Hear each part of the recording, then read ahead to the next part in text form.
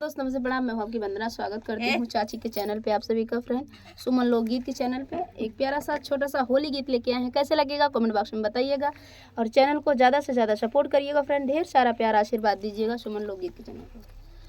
सिर बांधे मुकुटवा खेले होली, सिर बांधे मुकुटवा खेले होली, सिर बांधे मुकुटवा खेले होली, सिर बांधे मुकुटवा खेलाई होली।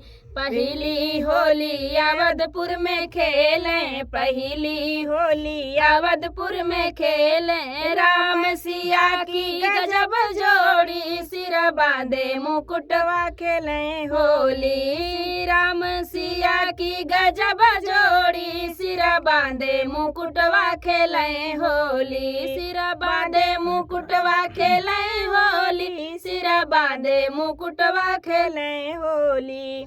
दूसरी होली मथुरा में खेले, दूसरी होली मथुरा में खेले। राधा कृष्ण की गजब जोड़ी, सिर बांधे मुकुटवा खेले होली। राधा कृष्ण की गजब जोड़ी, सिर बांधे मुकुटवा खेले होली, सिर बांधे मुकुटवा खेले होली, सिर बांधे मुकुटवा खेले होली। तीसरी होली प्रयाग जी में खेलें, तीसरी होली प्रयाग जी में खेलें। प्रयाग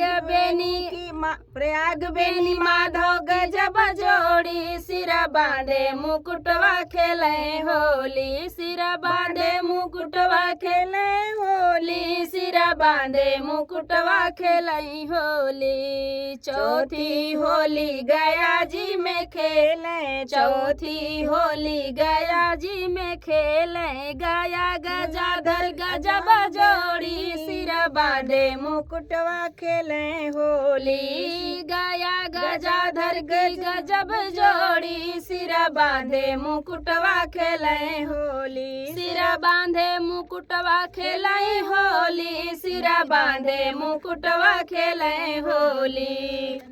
तो फ्रेंड सुमन लोकगीत के चैनल को ज़्यादा से ज़्यादा सपोर्ट करिए, ढेर सारा प्यारा आशीर्वाद दीजिए। फ्रेंड आप लोग से रिक्वेस्ट है कि प्यारा प्यारा सा कमेंट करके जरूर बताइएगा गीत कैसा लगा होली का।